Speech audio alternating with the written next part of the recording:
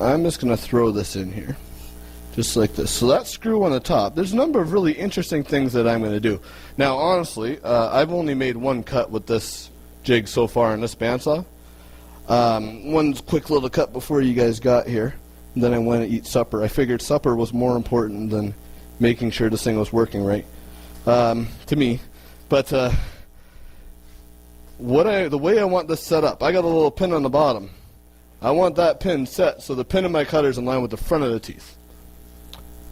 Now, there are tons of circle cutters on the market. There are tons of circle cutters that you can make yourself. Every single one of them, every circle cutter on the market, including this one, every single one has a little pin on the bottom.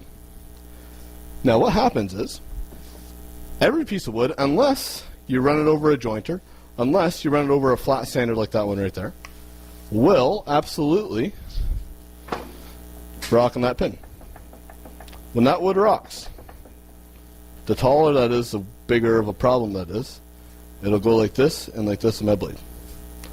Now, I have a screw on the top, and I have a pin on the bottom. This piece of wood, it's not going to move around on me. So what I got to do now, I'm going to make this blank as big as I can. So I slide the table in, right here. That's pretty good actually. Lock it up.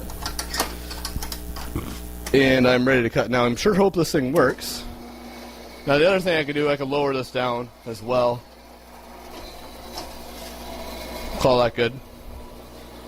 So I'm going to go into my stop on the back.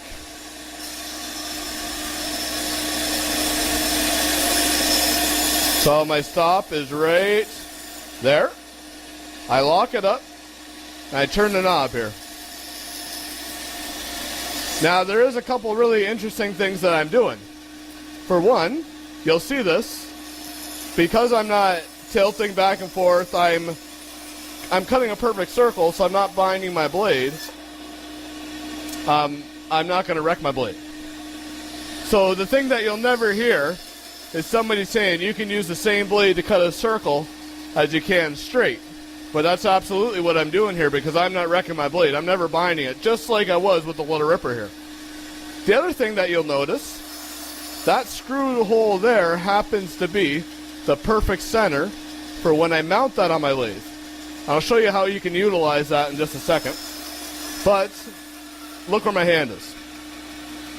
I'm nowhere close to that blade. Extremely safe. So let me just finish this off.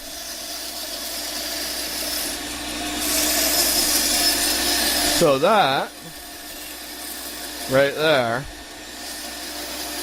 is my bowl blank.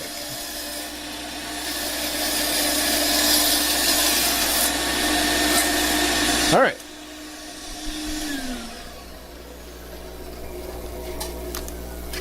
Now, that's ready to turn.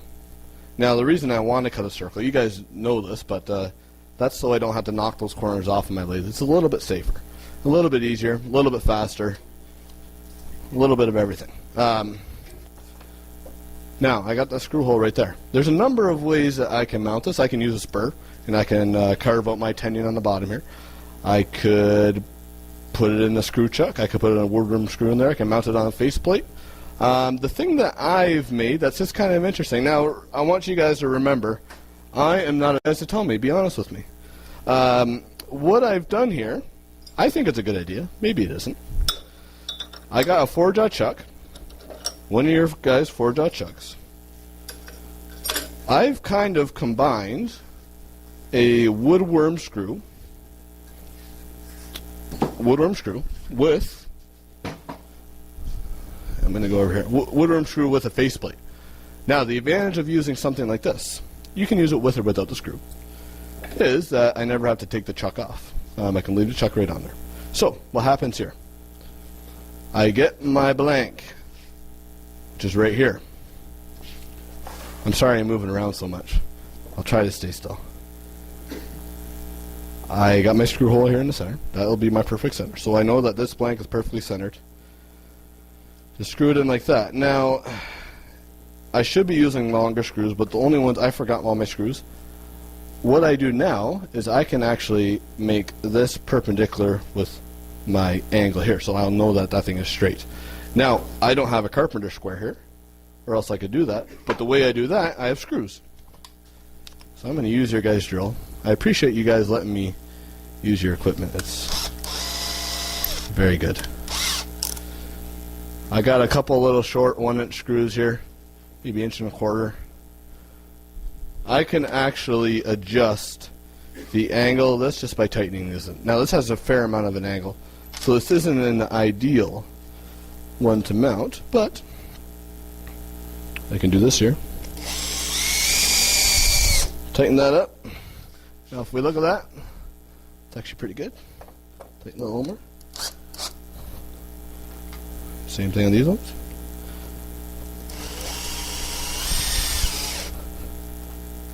So, this guy here should have longer screws. Is ready to mount in my chuck. So all I would do now is machine my tenon on the bottom. So this is what I call, I haven't really thought of a great name for it, is the Easy Chuck Hub. That's just kind of what it is. So the same idea. I lock that in. So that's held in there very securely. But even after that, you could use your live center in the back here, lock that up, tighten that up, and you're ready to turn. So it's a very safe way to do it, a very simple way to do it, and the cool thing is, I'll actually have to plug this in here, but I'll turn it on and show you how balanced it is. Now, you got to remember, it's on a very rickety stand here as well. No offense. It's just not, it's not bolted down or nothing. Okay, make sure that's all locked in. I'm not going to hit nothing. So you can turn this on. Actually, what kind of speed am I at? It's not too bad. It's pretty fast. Let me lower that.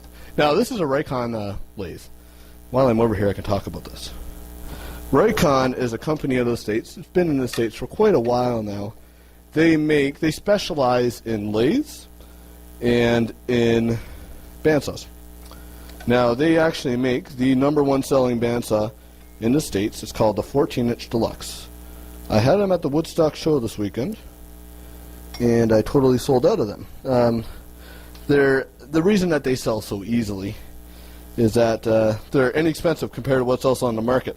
The 14-inch bandsaw that they sell has, this saw, after you put the riser in, has 12 inches.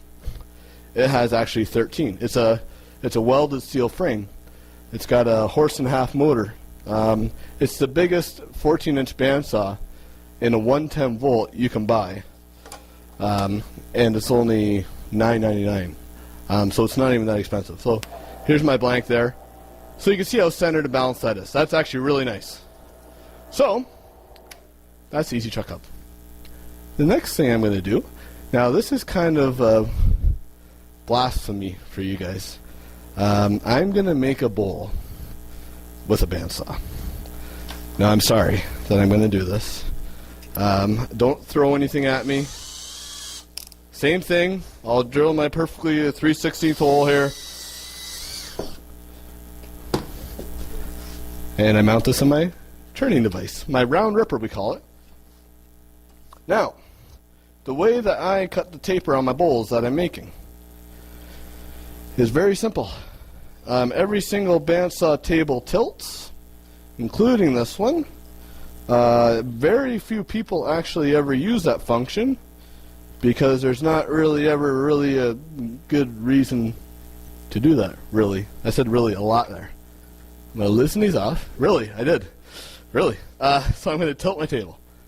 Now there is a formula that'll tell me exactly how big the bottom diameter will be compared to the top diameter here. I have no idea what the formula is, so don't even ask. I'm going to lock this table in. Now, same thing as I did before. I just got to determine where I want my bowl set. Now I have a couple options. My options here, I can make what I call a special bowl. Now a special bowl, what I mean by that, that's where, you see I got a flat side here. That's where if I have this thing set too far away, that blade will come out right here. Now what you tell people, I don't have any here, The way you tell people is that the reason you did that is so you can put it'll have a flat side on it, like this. The reason you did that is so you can put it right up against the wall. Really, that's just a major mistake, so just try not to do that. So I got to slide this in just so I don't make a special bowl. If I do, I did it on purpose. Lock it up, turn it on, turn on my vacuum, plug my vacuum in. That thing's quiet. That Raycon equipment is so quiet. All right, here we go. There you go. You can't even hear it. All right, so we go into my stop once again. Right there. I'm supposed to have a lock on the bottom. I don't have it on there. Turn the knob. And this will be the outside of my bandsawed bowl. Now, I am making a special bowl here, as you can see. I did that on purpose. So we'll finish this off.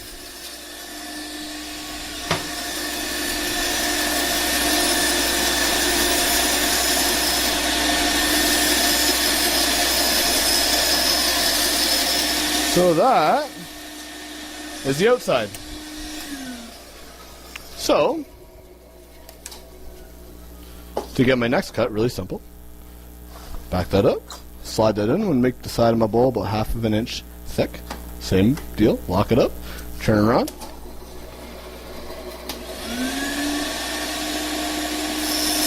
So once again, I go into my stop, turn the knob,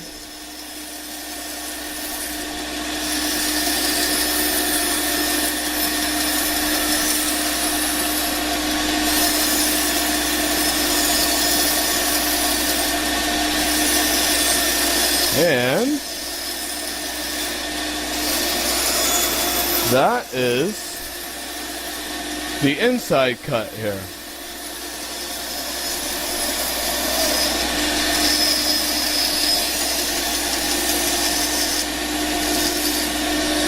All right. Now, that's the easy part. Here's the hard part. There's a couple actually ways that I can do it. There's the easy way. I don't know what the technical term is, but then there's the stupid way, the really dumb way. I'll show you what that is, but let me take this out. Take this off. To get the bottom and the top, my one option is to go like that. Try to slice that thing off there, but you guys know it's not a good idea. My other option is, I don't talk about it nearly enough, but I can lower this table back down to straight here. This little ripper, where'd it go? They have a smaller one somewhere. Right here. It's actually rated the #1 freehand jig on the market. It's also the only freehand jig on the market for a bandsaw. But that's okay. It's also the worst.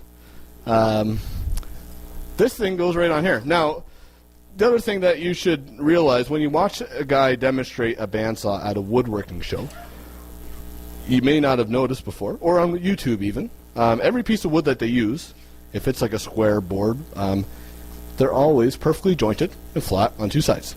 Perfect 90-degree angle.